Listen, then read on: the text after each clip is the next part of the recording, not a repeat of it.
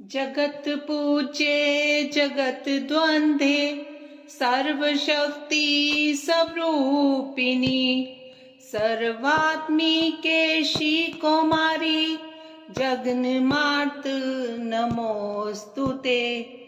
त्रिपुरां त्रिगुणाधारां मार्ग ज्ञान स्वरूपिणी त्रैलोक्यवन्दिता देवी त्रिमूर्ति प्रणमाम्यहम्।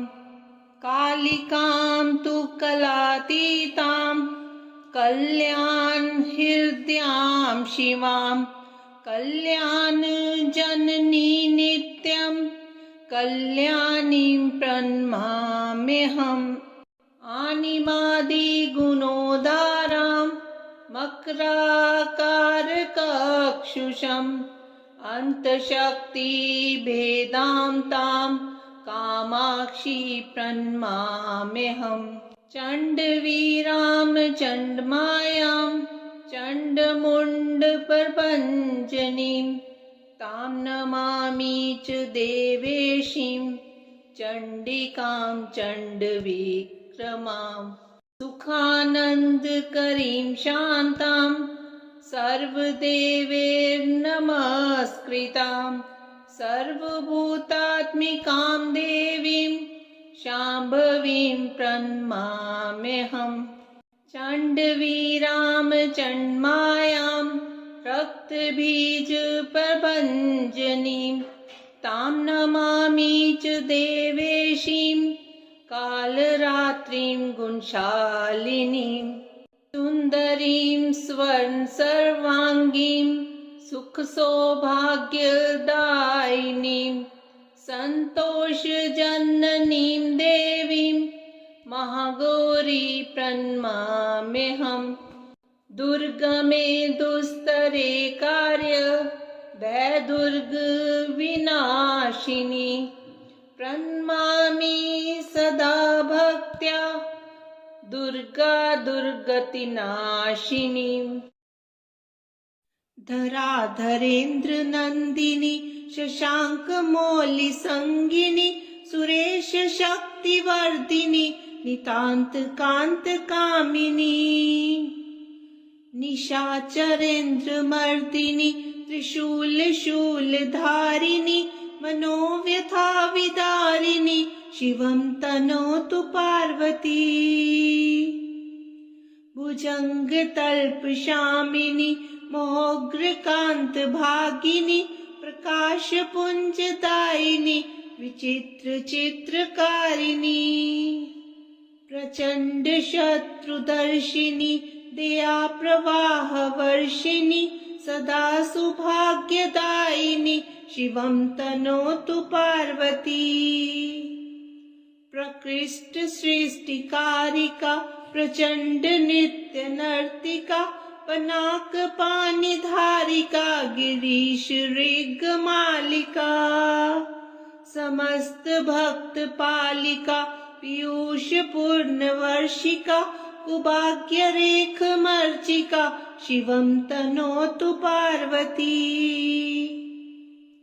तपश्चरी कुमारिका जगत्परा प्रहेलिका विशुद्ध भाव सातिका सुधा सरित प्रवाहिका प्रयत्न पक्ष पोषिका सदार्धि भाव तोषिका शनि ग्रहाति तर्जिका शिवं तनोतु पार्वती।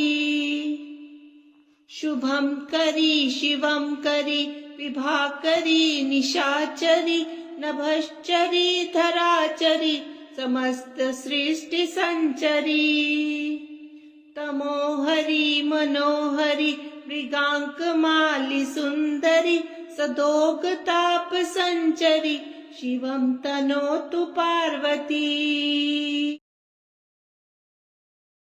सुमन सवंदित सुंदरी माधवी चंद्र सहोदरी हेममये मुनिगण मंडित मोक्ष प्रदायिनी मंजुल भाषिनी वेदनुते पंकजवासिनी देव सुपूजित सद्गुण वर्षनि शांति युते जय जय हे मधुसूदन कामिनी आदिलक्ष्मी सदा पालय माम्।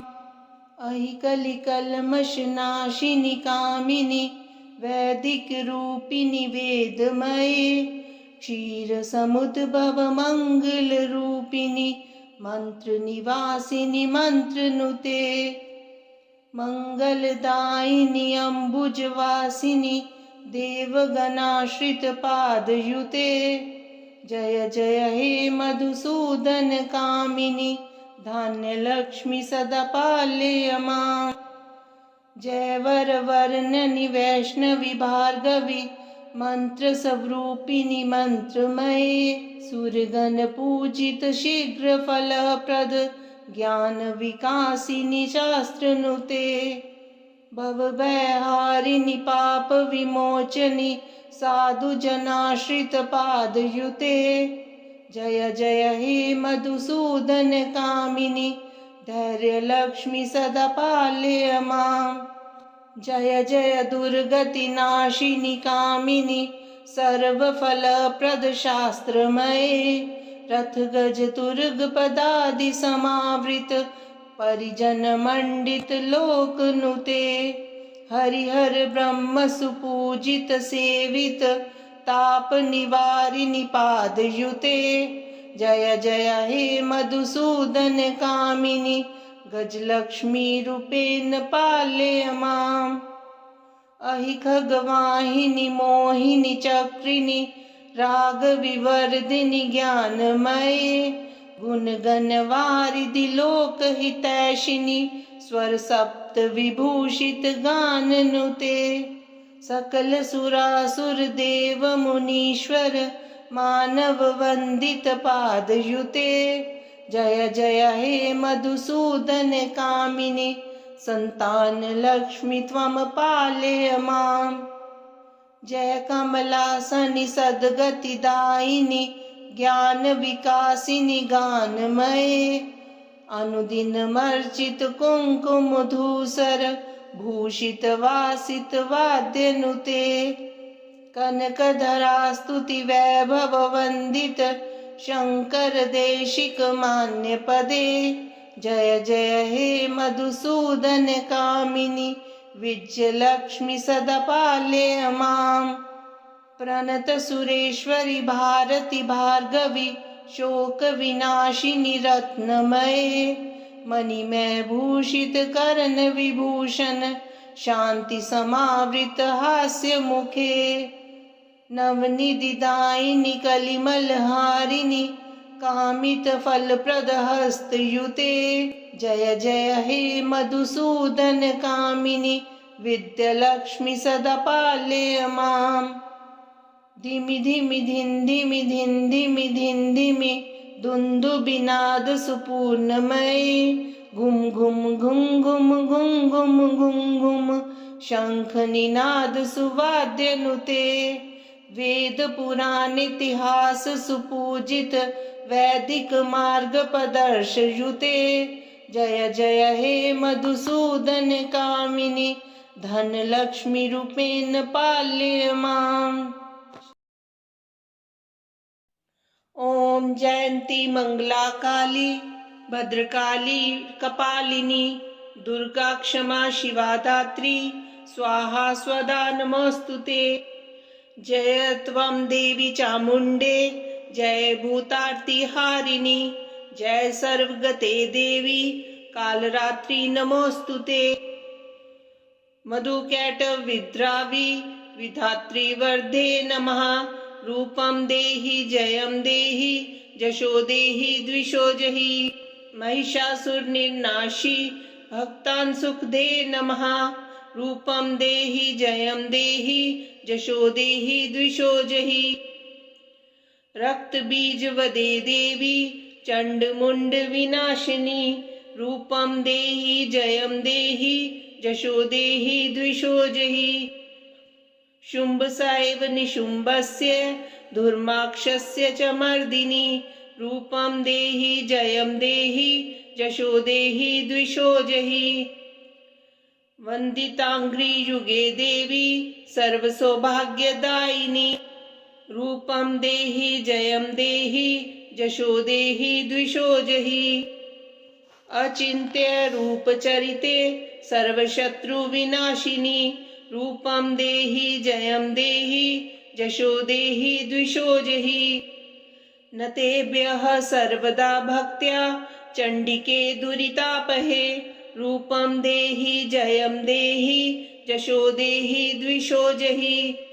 स्तुवद्भ्यो भक्तिपूर्वं त्वां चण्डिके व्याधिनाशिनी रूपं देहि जयं देहि जशो देहि द्विषो जहि।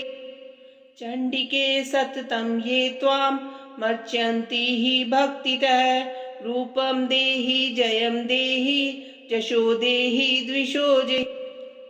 देहि सौभाग्यम् आरोग्यं देहि मे परमं सुखं रूपं देहि जयं देहि जशो देहि द्विषो जहि। विदेहि द्विषतां नाशं विदेहि बलमुच्चकेः रूपं देहि जयं देहि जशो देहि द्विषो जहि। विदेहि देवी कल्याणं विदेहि परमां श्रियं रूपं देहि जयं देहि जशो देहि द्विषो जहि। सुरासुर शिरोरत्न निघ्रिश्चरणे अम्बिके रूपं देहि जयं देहि जशो देहि द्विषो जहि। विद्यावन्तं यशस्वन्तं लक्ष्मीवन्तं जनं कुरु रूपं देहि जयं देहि जशो देहि द्विषो जहि। प्रचंड दैत्य दर्पगणे चण्डिके प्रणताय मे रूपं देहि जयं देहि जशो देहि द्विषो जहि। चतुर्भुजे चतुर्वक्त्र संस्तुते परमेश्वरी रूपं देहि जयं देहि जशो देहि द्विषो जहि। कृष्णेन संस्तुते देवी शश्वतभक्त्या सदाम्बिके रूपं देहि जयं देहि जशो देहि द्विषो जहि। हिमाचल सुतानाथ संस्तुते परमेश्वरी रूपं देहि जयं देहि जशो देहि द्विषो जहि। इंद्राणीपति सद भावपूजिते परमेश्वरी रूपं देहि जयं देहि जशो देहि द्विषो जहि। देवी प्रचंड दोर्दंड दैत्य दर्प विनाशिनी रूपं देहि जयं देहि जशो देहि द्विषो जहि।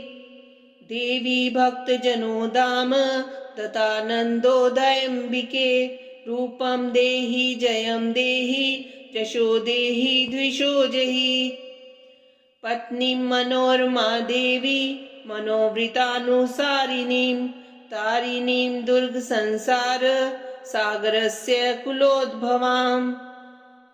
इदं स्तोत्रं पठित्वां तु महास्तोत्रं पठे नरः स तु सप्तशती संख्या वरमाप्नोति संपदाम्। मुनीन्द्रवृन्दवन्दिते त्रिलोकशोकहारिणि प्रसन्नवक्त्रपङ्कजे निकुञ्जभूविलासिनि व्रजेन्द्रभानुनन्दिनि व्रजेन्द्रसूनु सङ्गते कदा करिष्यसि मां कृपा कटाक्षभाजनम्। अशोकवृक्षवल्लरी वितानमण्डपस्थिते प्रवालबालपल्लव प्रभारुणाङ्घ्रिकोमले वराभयस्फुरत्करे प्रभूतसम्पदालये कदा करिष्यसि मां कृपाकटाक्षभाजनम्। अनङ्गरङ्गमङ्गलप्रसङ्गभङ्गुरभ्रुमां सविभ्रमं ससम्भ्रमं दिगन्तवानपातने निरन्तरं वशीकृत प्रतीतनन्दनन्दने कदा करिष्यसि मां कृपाकटाक्षभाजनम्। तडित सुवर्ण चंपक प्रदीप्त गौर विग्रहे मुख प्रभा परास्त कोटि शारदेन्दु मंडले विचित्र चित्र संचर चकोरशावलोचने कदा करिष्यसि मां कृपा कटाक्ष भाजनम्। मदोन्मदाति यौवने प्रमोदमान मंडिते प्रियानुराग रंचिते कला विलास पंडिते अनन्य धन्य कुंज राज्य काम केलि कोविदे कदा करिष्यसि मां कृपा कटाक्ष भाजनम्।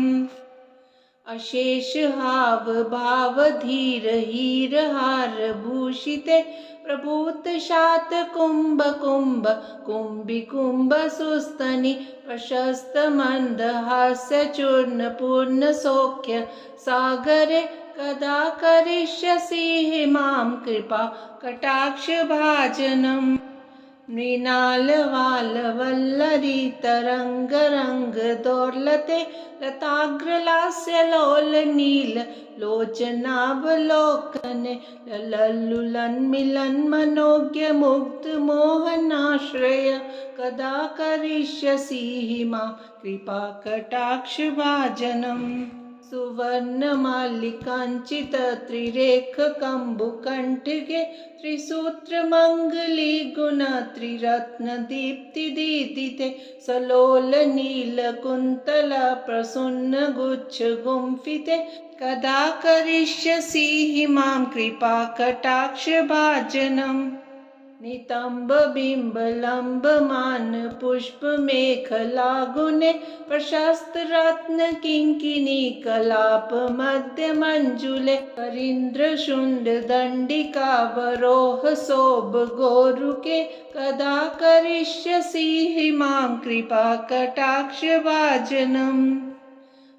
अनेक मंत्र नाद मंजुनुप्रारवस्खलत् समाज राज हंस वंशनिक वनाति कौरवे विलोल हेम वल्लरी विडम्बि चारु चक्र में कदा करिष्यसि मां कृपा कटाक्ष भाजनम्। अनंत कोटि विष्णु लोक नम्र पद्मजार्चिते हिमाद्रि चापुलोम जा विरिंचि जावर प्रदे अपार सिद्धि रिद्धि दिग्ध सत्पदांगुलीनके कदा करिष्यसि मां कृपा कटाक्ष भाजनम्। मखेश्वरी क्रियेश्वरी स्वदेश्वरी सुरेश्वरी त्रिवेद भारतीश्वरी प्रमाण शासनेश्वरी रमेश्वरी क्षमेश्वरी प्रमोद काननेश्वरी ब्रजेश्वरी प्रजाधिपे शिराधिके नमोस्तुते। इतीदमद्भुतं स्तवं निशम्य भानुनन्दिनी करोतु सन्ततं जनं कृपा कटाक्ष भाजनं भवेत् दैव संचिता त्रिरूप कर्म नाशनं लभेत् तदा वर्जेन्द्र सूनु मंडल प्रवेशनम्। जय जय श्री राधे।